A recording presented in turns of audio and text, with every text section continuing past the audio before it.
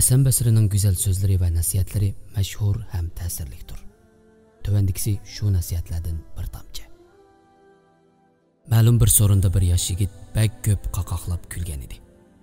Hasan Basri hazratlari u yigitni yeniga chaqirib, "O'g'lim, barar joyingning qayer ekanligini bilib bo'ldingmi?" deb so'radi. "Yo'q" deb javob berdi. Hasan Basri hazratlari boradigan joyingning jannat yoki do'zax ekanligini bilamsan deb so'radi. "Yo'q" deb javob berdi yigit. "Amsi nimishqa buncha qaqoqlab kulasan?" dedi. Heli quyosh shuningdan e'tiboran nihoyat oz kuladigan bo'ldi. Dunyo 3 kundan iborat. O'tgan kun o'tib ketdi. Uni keyniga yondirolmaysan. Ikkinchi kun sen hozirning o'zida nafas elayotgan kundir. Uni g'animat va fursat deb bilgin. Uchinchi kun bo'lsa keladigan kundir. Sen o kungacha bormi, yo'qmi, bunisi noma'lum. Balkim o kunni ko'rmay o'lib ketishing mumkin. Qalbning buzilishi 6 turlik ishdan bo'ladi. Birinchi, keyin tövbe qilib olaman-ku deb parvosizlarcha gunoh ishlarni davomli qilish. Ikkinchi, o'qig'iniga amal qilmaslik. Uchinchi, amal qilganda ixlosga sal qarash. To'rtinchi, Janobi Allohning ato qilgan ne'matlarga shukr qilmaslik. Beshinchi, Alloh taolaning taqsim qilgan o'rinlashtirishiga rozi bo'lmaslik. Oltinchi, o'liklarni dafn qilib qo'yib, uningdan ibrat olmaslik. O'zining o'limi to'g'risida o'ylanib baxmaslik. Oxirat hayot uchun astoydil tayyorlik qilmaslik. Ey inson, yer yuzidagi kishilarning ko'pligiga qarab aldanma. Chunki sen yolg'izsan. Yolg'iz holda o'lasan, qabriga yolg'iz kirasan. Yolg'iz holda qabrdan chiqsan va o'zingning hisobini o'zing berasan. Bir kuni bir kishi Hasan Basrining yoniga kelib, "Paloni kishi sening yomon gapingni qildi, g'aybatingni qildi" dedi. Ondan Hasan Basri o kishidan, "Sen o kishining uyiga nimaga borgan eding?" deb so'radi.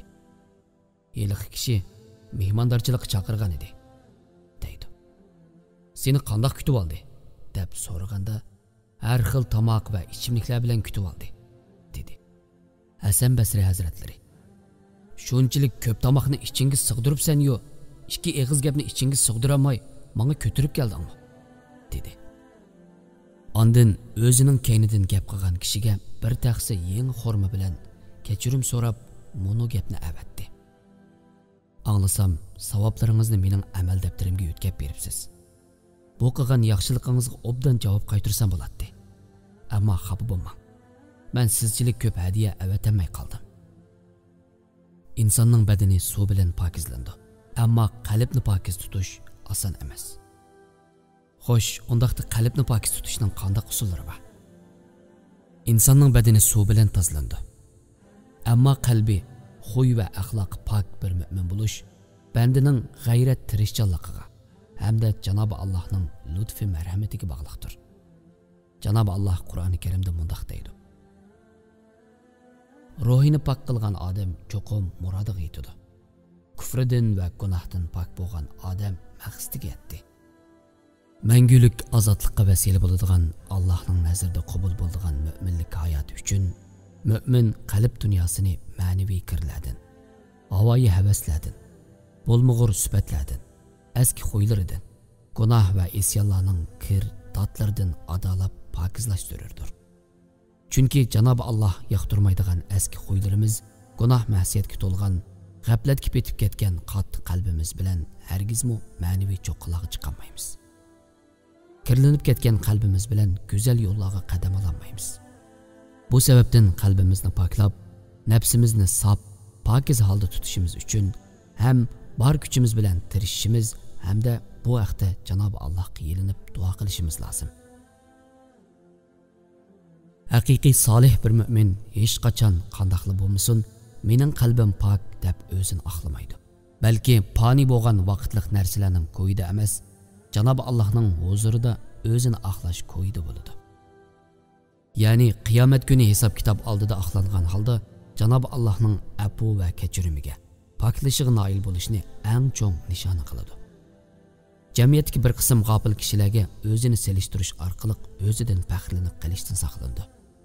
Chunki Janob Alloh bu haqda mundoq deydi: Sizlar o'zinglarni pok hisoblamanglar. Alloh taqvodor bo'lgan odamni obdan biladi. Yana shuningdek Qur'oni Karimda Yusuf alayhisalomning mundoq deganligi bayon qilindi: Men o'zimni oqlamayman. Nafsi degan narsa haqiqatan yomon ishlarga buyuradi. Parvardigorim rahmat qilib saqlagan odam buningdan mustasno. Mening Parvardigorim haqiqatan mag'firat qiluvchidir, nihoyatda mehribondir. Xolos kalom, nafsimizni pok tuta olishimiz uchun hammadan burun Janob Allohning inoyat va marhamatiga muhtojmiz. Buning uchun bizning qilishga tegishli ishimiz Allohning buyruq farmonlarini ixlos bilan bajonidil o'rindab, cheklamalardan yiroq turgandan keyin uningdan cheksiz rahmat va mag'firat tilgan holda panohlik tilash lozim. Suyimli payg'ambarimiz tövendagi hadisda nima degan to'g'ri aytgan ha? Payg'ambarimiz bir qatim bilinglarki, hech qaysinglar amallaringlar sababli ozodlikka chiqolmaysizlar deydi. Buni anglagan sahoba kiramlar, "Sizlar ozodlikka chiqolmamlar ya Rasululloh?" deb hayron qolgan holda so'raydi. Suyimli payg'ambarimiz buningga javoban, "Shundoq. Men ozodlikka chiqolmayman. Lekin Janob Alloh rahmati bilan rahmat qilsa, u boshqa" deydi. Yana suyimli payg'ambarimizning qizi Hazrat Fotimaga bergan buni ogohlantirishi haqiqatan odamni o'yga soladi. "Ey Fatima, Allohning huzurida qabul bo'lgan solih amallarni qilishga tirishqin. Chunki men Allohga qulluq qilmagan holatinglar bilan sizlarni uning azobidan qutuldirmayman."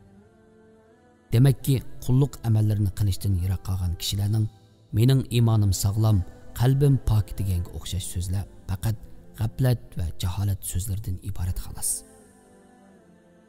Abduqodir Jayloni hazratlari mundoq deydi: Agar kishining ichi pok bo'lsa, poklik sirtiga tapchib chiqishi lozim. Ya'ni ichi pok bo'lgan bir kishidan go'zal va manfaatli ish-harakatlar namoyon bo'ladi. Shuningdek, kirlinib ketgan, his tuyg'ulari buzilgan, havoyi havaslarni tashlamaydigan kishidan nachar, bo'lmug'ur ish-harakatlar namoyon bo'ladi. Ota-bobolarimiz aytgandek, ayniki ko'radigan kishining so'ziga qarash na hojat. İnsanның ish-harakati uning ichki dunyosining aynikidir. Agar bandining qalbi sop bo'lsa, qalbning sopligi uning kundalik turmushidagi ibodat, ish-harakat, adab-axloq, kishilik munosabatlarda qalbidagi taqvolik tapchib sirtiga chiqishi lozim. Janob Alloh Qur'oni Karimda mundoq deydi: "İnsanlar iymon etdik deb qo'yish bilan sinalmay tark etilamiz deb o'ylamdi." İslam inson hayotining hech qanday bir betini quruq beti tashlab qo'ymagan. Hatto inson hayotining butun sohasini eng inchki nuqtalargacha yo'rtib bergan buyuk qonun tuzumdan iboratdir. Solih bir mu'min bo'lish uchun qanchalik og'ir badal to'lashdan qat'iy nazar bu qonun tuzumdan chetnab ketmasligimiz lozim. Bo'libmi bu xil turdagi imtihonlarda mustahkam iymon bilan sabr va g'ayrat ko'rsatmak lozim. Shuning bilan birga mu'min bo'lish sifatimiz bilan ham ilohiy buyruq va cheklamalarga intayin ehtiyotchanlik bilan muomala qilishimiz hamda Janob Haqdan qilgan amallarimizning qabul qilinishiga yalvorib duo qilishimiz lozim. Shuningdek, duolarimizga o'xshash qilayotgan yaxshi amallarimizning Janob Allohning qabul qilishiga ehtiyoj borligini har vaqt esimizdan chiqarmasligimiz lozim va hech qachon g'aflat va o'rinliq patqiga patmasligimiz lozim. O'zi ilm irfon beg'ida quyoshlar quyoshi deb atildigan Xolid Bag'dodiy hazratlari o'zining yozgan tövendagi maktubida bu hissiyatini ifodalab mundoq deydi: Alloh bilan qasamki, onam meni tuqqan kundan to bugunga qadar Allohning dargohida e'tiborga ilinib maqbul bo'lib, hisobi so'ralmaydigan bir talmo savobliq ish qilganimga ishonmayman. Shubhisizki solih amallarga nihoyat inchkilik bilan muomala qildigan o muborak zotni bu hissiyatga akagini o'zining Janob Haqning huzurida oddiy bir ekanligini his qilganlik edi. Haqiqatan Xolid Bag'dodiy hazratlari bu gapni aytgandan keyin yana mundoq dedi: Agar nafsingni butun savobli ishlarda mag'lub bo'lgan holda topolmasang, bilginki sen jaholatning eng oxirgi bosqichidadirsan. Agar o'zingni mag'lub bo'lgan holda bilsang, Allohning rahmatidan umidingni uzma. Chunki Janob Allohning fazli karimi mu'minga nisbatan inson va jinlarning barliq solih amallardan mubakroq xayrlikdir. Shayton aqllar bilan o'ynaydigan kishilarga o'xshash Alloh taolaning fazli marhamatiga ishonib, ibodatlaringni o'rindashga qat'iy sal qarama. To'limi afsus.